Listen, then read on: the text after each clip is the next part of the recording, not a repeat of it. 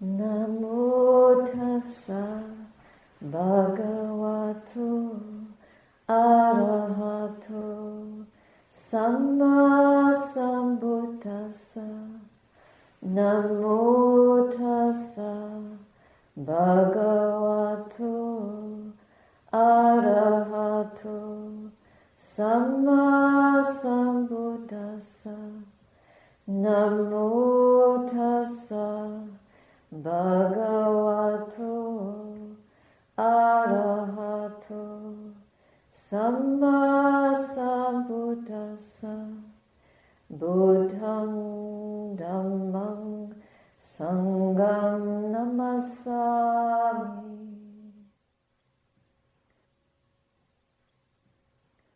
When you first came to this center, until you take a walk in the forest, you wouldn't know where to go. So you might miss the trail and miss the way back and be lost out there. But once we get familiar with the coordinates, with the forest, with the boundaries, where it begins, ends, where different paths lead and how to return to these buildings, then we feel quite safe. We can trust going out there, as long as you're mindful of the ticks. That's how we are in life.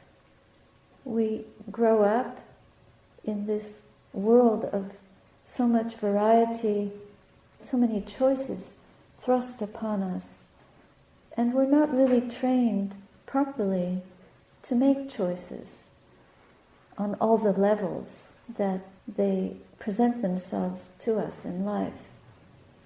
And so very often we get lost in the world, in our own lives.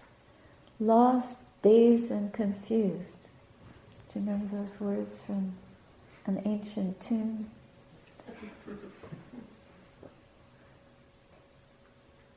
This path, this teaching, is giving us direction. It's giving us signposts.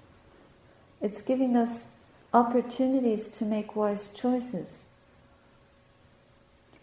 But we have to do a lot of homework to be able to learn the ropes, learn the trails, learn the signings on the trail, on the path of life, so we can turn in directions that support us in qualities of wholesomeness, of wisdom, of peace, of skill. Skill in ethics, in moral ways. Because after all, we are moral beings.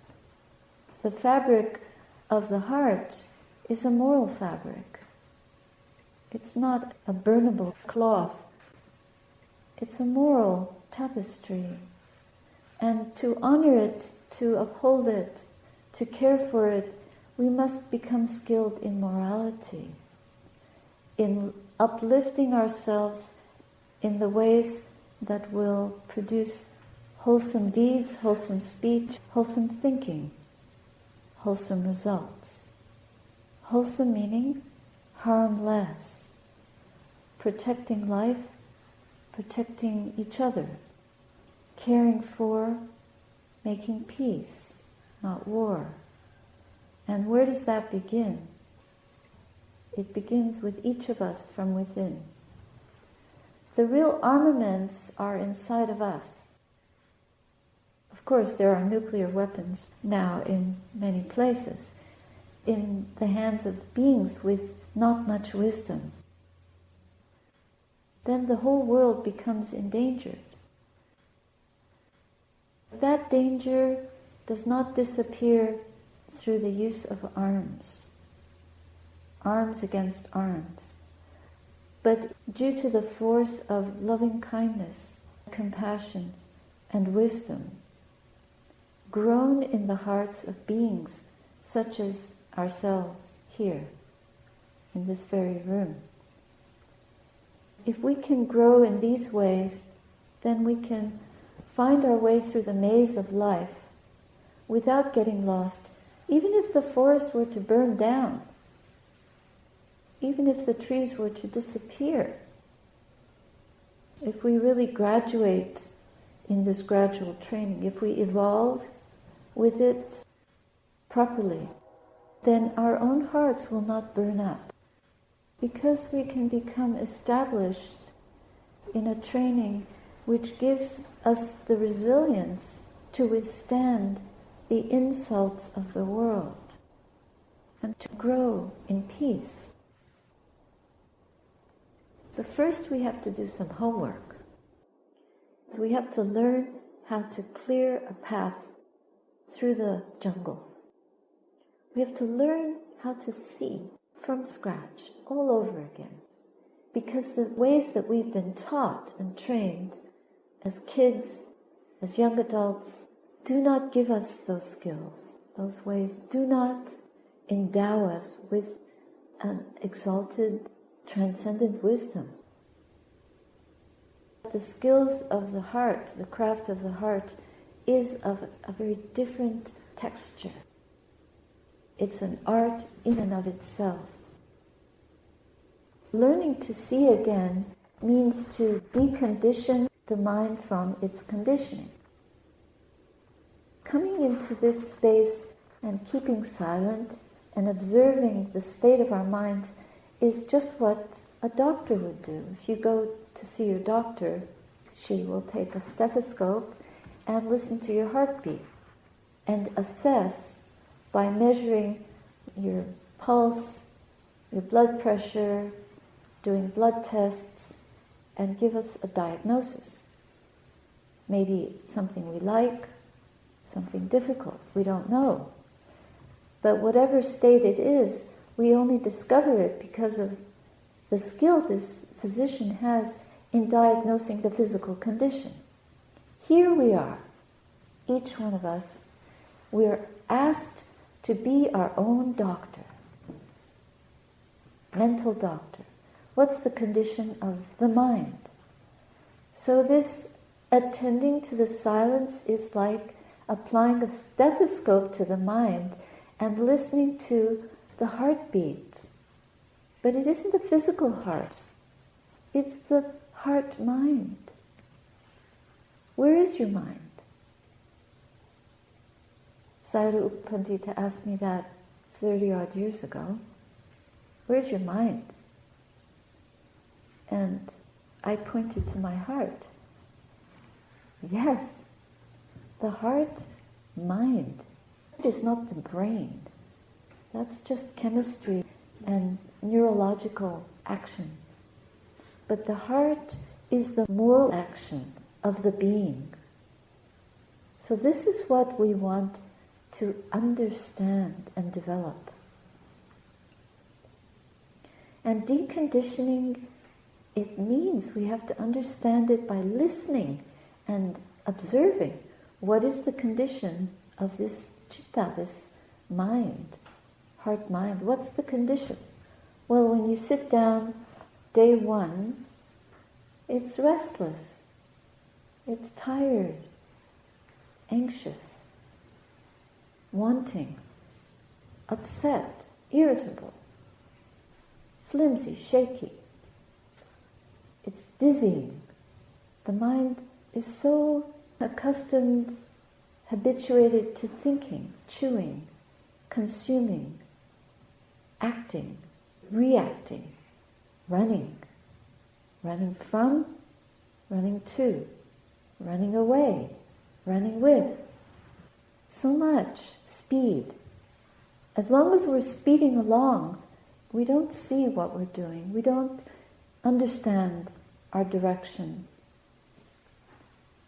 We may stop and wonder, what on earth is it all about? What am I doing? What is the meaning of this life? Stopping to witness the raw state of the mind is such a valuable action. Let us be ever curious about that, investigating more and more deeply so that we can come to see how we are caught and how to disentangle ourselves from the shackles of life that have become a burden for us in one way or another. Attachment to youth, to beauty, to vanity, to health, to life itself, to people, to possessions, to status, situations, promotions, other people's opinions, our own opinions, our views, our fixed views, our biases, our prejudices, our depression, our pleasure, our worry, our panic, all of it. I thought I would read to you the words of the Buddha from the verses of Uplift, the Udana, chapter 1, number 10, the Bahiya Sutta. On one occasion, the Blessed One was staying near Sawati at Jeta's Grove, Anathapindika's monastery. And on that occasion, Bahiya of the bark cloth was living in Suparaka by the seashore. He was worshipped, revered, venerated, and given homage, a recipient of robes, alms food, lodging, and medicinal requisites for the sick. And then, when he was alone in seclusion, this line of thinking appeared to his awareness. Now, of those who in this world are arhants, or have entered the path of arahantship, am I one? Then a devata, who had once been a blood relative of Bahiya, desiring his welfare, compassionate, knowing with her own awareness the line of thinking that had arisen in his mind, went to him and on arrival said to him, "You, Bahiya, are neither an arahant, nor have you entered the path of arahantship. You don't even have the practice whereby you would become an arahant or enter the path of arahantship. Then who in this world with its devas are arahants or have entered the path to arahantship?" He asked her. And she said, "Bahiya, there is a city in the northern country named Sawati. There the Blessed One," referring to the Buddha, "an arahant, rightly self-awakened, is living now. He teaches the Dhamma leading to full awakening." Then Bahiya, deeply chastened by the Devata, left Suparaka and in the space of one night went all the way to where the Blessed One was staying, near Sawati at Jeta's Grove, Anathapindika's monastery. Now on that occasion, a large number of monks were doing walking meditation in the open air. Bahiya went to them, and on arrival he asked her, "Where, Venerable Sirs, is the Blessed One, the Arahant, fully self-awakened? Where is he staying?" And the monk said, "The Blessed One has gone into town for alms." Then Bahiya hurriedly left Jeta's Grove and entered Sawati. Seeing the Blessed One going for alms in Sawati, serene and inspiring serene confidence, calming, his senses at peace, his mind at peace, having attained the utmost tranquility and poise. Seeing him, Bahiya approached the Blessed One, and on reaching him, he threw himself down with his head at the Blessed One's feet and said, "Teach me the Dhamma. O Blessed One, teach me the Dhamma.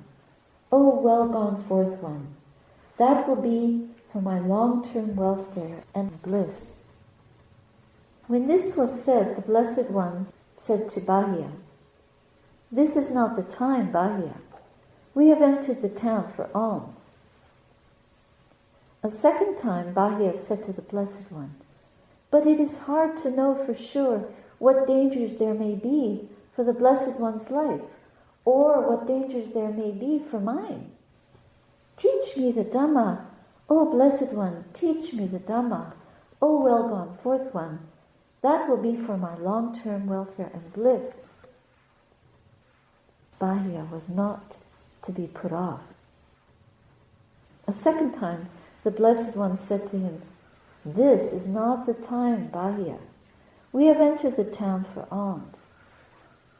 So, a third time Bahiya said to the Blessed One, it is hard to know for sure what dangers there may be for the Blessed One's life, or what dangers there may be for mine. Teach me the Dhamma. O Blessed Lord, teach me the Dhamma. O well gone forth one, that will be for my long-term welfare and bliss. So then the Buddha, out of compassion, taught Bahiya in this way. Bahiya, you should train yourself thus. In the seen, there will be only the seen. In the heard, there will be only the heard. In the sensed, there will be only the sensed. In the cognized, there will only be that which is cognized. That is how you should train yourself. When for you, there will be only the seen in the seen, only the heard in the heard, only the sensed in the sensed, only the cognized in the cognized, then Bahiya, there is no you in connection with that. There is no you there. When there is no you there, you are neither here nor yonder, nor between the two. This, just this, is the end of suffering. Through hearing this brief explanation of the Dhamma from the Blessed One, the mind of Bahiya, of the bark cloth, right then and there was freed from the effluence, freed from all clinging. Having exhorted Bahiya of the bark cloth with this brief explanation of the Dhamma, the Blessed One left. Not long after, Bahiya was attacked and killed by a cow with a young calf. Then the Blessed One, having gone for alms in Sawati after the meal, returned from his alms round with a large number of monks, and saw that Bahiya had died. On seeing him, he said to the monks, Bahiya of the bark cloth was wise. He practiced the Dhamma in accordance with the Dhamma and did not pester me with issues related to the Dhamma. Bahiya of the bark cloth, monks, is totally unbound, totally free. That means he was fully awakened after that brief teaching. Then, on realizing the significance of that, the Blessed One exclaimed, where water, earth, fire, and wind have no footing, there the stars do not shine, the sun is not visible, the moon does not appear, darkness is not found. When a sage, a Brahmin, through wisdom has realized this for him or herself, then from form and formless, from bliss and pain, he or she is freed. That is what the Blessed One said. And Bahiya of the bark cloth is one who is known for being the swiftest to hear the teaching and become fully awakened. In the seen, there is only the seen. In the heard, there is only the heard. In the sensed, there is only the sensed. In the cognized, or in that which is known, there is only the known. What does this mean? This means that when we learn to see, we are seeing only the true characteristics of whatever is appearing in consciousness without any proliferation whatsoever. In seeing objects, our minds are easily caught up in proliferating. in liking and disliking, in wanting and not wanting, in clinging and feeling repelled, in acting and reacting. This is how we keep circling in the world, from experience to experience, and proliferating. When we hear, when we see, when we feel, we associate to that which is liked and disliked, to that which we want or don't want. And there our attachments grow and increase. Our distractions grow and increase. And we get further and further lost deep in the jungle, unable to find our way out, because the mind cannot understand that which is in front of us. It cannot see properly the single thing. It is always lost in the multiplicity of events, of thoughts, of distractions, lost in the state of distractedness. We do not see the forest for the trees. We are constantly caught in duality between the knower and that which is known. The way out of the maze of the forest is through going within to the place of non-differentiation, the place of emptiness within us. The way of knowing, so that in the seen there is only the seen, but then there is nothing seen. We come to the point where there is no longer the seeing or the seer. The Buddha was pointing Bahiya towards this ability to go beyond duality, to vanquish our notion or our belief, our clinging to this self, this ego that continues to create the world, to create the forest in which we continuously get lost. So here we can find the way to silence the chattering mind so that we can experience the way of nothingness, of emptying the mind completely, silencing the mind so that in that stillness we can rest. It's a place where clinging ends, where all the movement in the mind comes to a complete standstill. This is called the vanquishing of the world. Freeing ourselves from the world means this kind of complete seclusion from the world. And it is a state of freedom which is indestructible. Neither earth, water, fire, or air have any footing there. We see that when we stop and listen in the silence or look in the silence at objects arising in the mind. What are those objects? They are just apparitions. They appear, they last for a moment, and then they are gone again. They appear and disappear. They are impermanent. They are bound up in dukkha because we can't cling to any of it. We can't own any of it. There's nothing there that we can keep at all. We can't keep the body or anything in it. We can't keep a single thought because it vanishes. Even a depressed thought, it arises and vanishes. We may try to hold it, but we're actually just believing and making out of many, many thoughts of a certain quality a person who is depressed. Whereas that person doesn't exist. But being caught up in the belief that that person exists, we become the slave to the state that we believe is that person. So even these states of pleasure or despondency are not true. They're not what we are. Identifying with them, we are like slaves.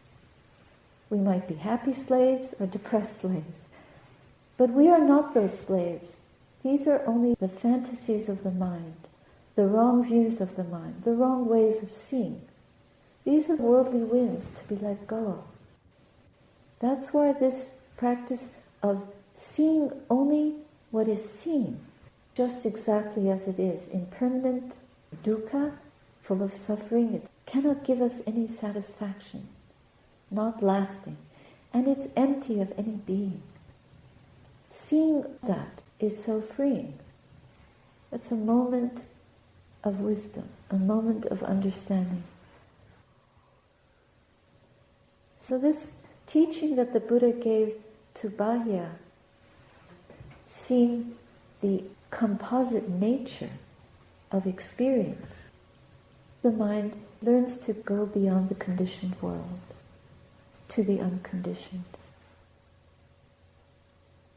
This is why Bahiya could, just in hearing this brief discourse, be freed from all attachment. Bahiya came to the Buddha wanting the freedom, thinking that he'd already had it. And many of us think, if we have all the things, all the goodies that life promises, that we know the way through the jungle. And then something happens. We turn 40 and we feel, what are we doing? Or we turn 50 and we start to think, life is going by too fast. Or we turn 60 and we feel old. Or we turn 70 and we think it's finishing. And it's just a dream. It's just a wink, a blink. We're carrying this burden. But the burden is of our own making, because we've been seeing with so much proliferation in everything that we see, propelled, compelled by our fears, by our anger, by our greed, by our delusion. Eventually, the mind learns to stop the flow. It learns to rest in the present moment. It learns to be at one, just being present. It learns to point its attention appropriately into the law of karma and to see the cause and effect of right view, right intention, right understanding, right way of thinking. And in the wake of that, the whole path arises. Right speech, right action, right livelihood, the right way of spending our time, right effort, right mindfulness. The torch that lights up the mind is mindfulness and right concentration, from which develops release from the world, right freedom. It is through right view or right seeing itself that the whole path evolves. And this we can do. We have the ability to accomplish this just by following this very simple instruction. Hearing the sound, it's just the impact of the striking of a sound on the ear, producing ear consciousness. That's it. There's no proliferation. The mind does not grasp it. There's no thought following that. And there's no conjuring up of memory, of planning, of time, of self, of the world. There's just that. With this, there is the arising of that. When there is not this, there is not the arising of that. In just the knowing of these elements arising and ceasing, eventually we can become so connected to one of these qualities of every phenomena arising that we can let go so quickly. We can know the impermanence in everything, and everything is only known as impermanent. Impermanent, impermanent, impermanent. The mind is not attaching to anything. And by knowing impermanence more and more deeply and then maturing that knowledge, the mind can leap onto the unconditioned. By knowing dukkha, suffering, deeply and deeply, not clinging to any of it, not liking or disliking, just knowing it's all dukkha, arising and ceasing, it's suffering. There's nothing to be held, to be owned, nowhere for the self to sit, to stand. It's just birth and death, the birth and dying of forest, of trees, of trails, of path. There's no form, there's no formlessness, there's no light, there's no dark. There's just emptiness. Then the mind can land on the unconditioned through knowing those characteristics of impermanence, suffering, or not self. By letting go of the world through dispassion, through non-proliferation, through non-duality, there's the deathless. There's no more dying, no more birth, no more dying, no more fear of dying, no one to die. But first, before we can realize that, we have to set out in front of us the intention to go beyond greed, hatred, and delusion. And that means dying to our greed, dying to our hatred, dying to our delusion. What is the death of greed? Non-greed. Finding, if there's only greedy thought coming up in the mind, finding the place in the heart where there isn't greed. How do we do that? By developing generosity. How do we die to hatred? Is there anyone here who has no hatred? I will follow that person. If we can die to hatred, then we do that incrementally, gradually. It's very difficult to do what Bahiya had done. Obviously, he had developed a lot of perfection before he met the Buddha. Just he had a lot of pride.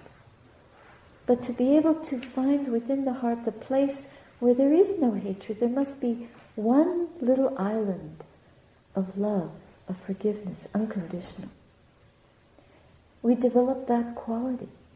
Develop it, grow it, rather than follow our hatefulness, our dislike, our disapproval.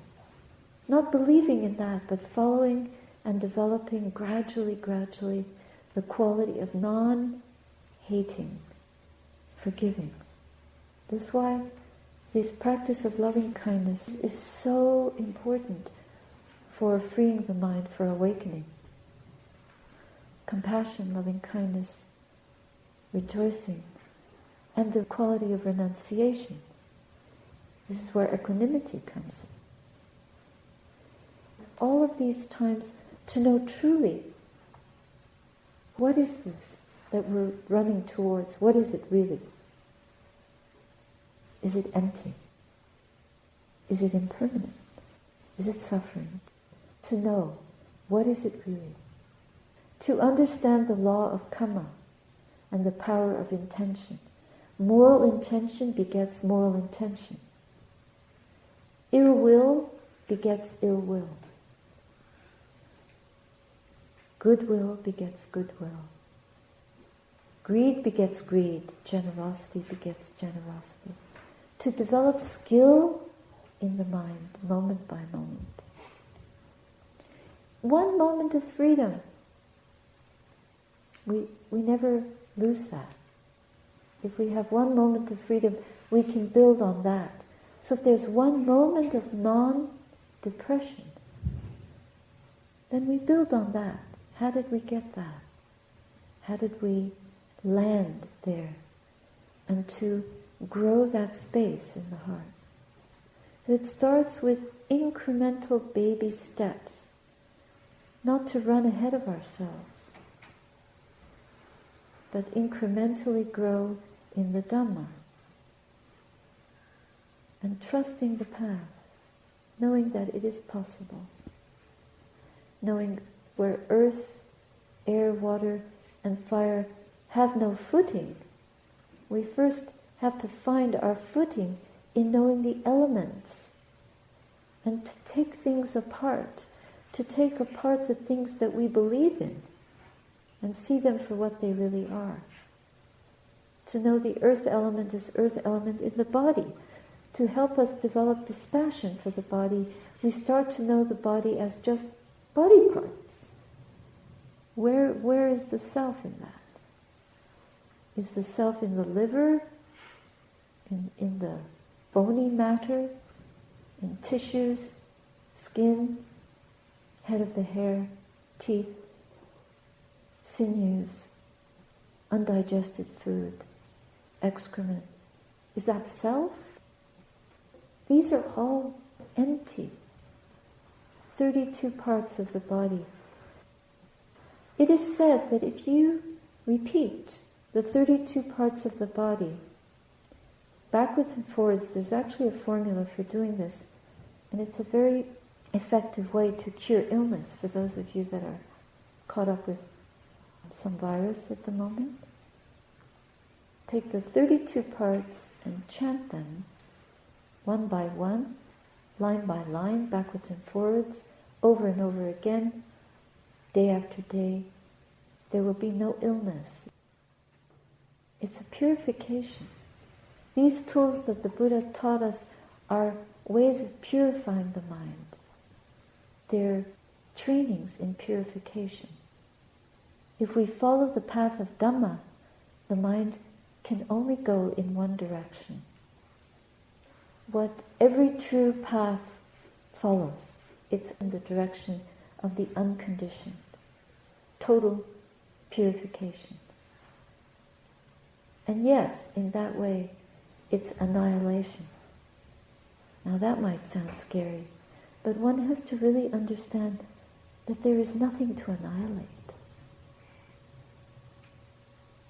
Because all conditioned phenomena are empty. Empty phenomena rolling along. Therefore, we should not take refuge in them, but take refuge in the path that leads to the knowing of the unconditioned in the heart. So I'll stop there for tonight.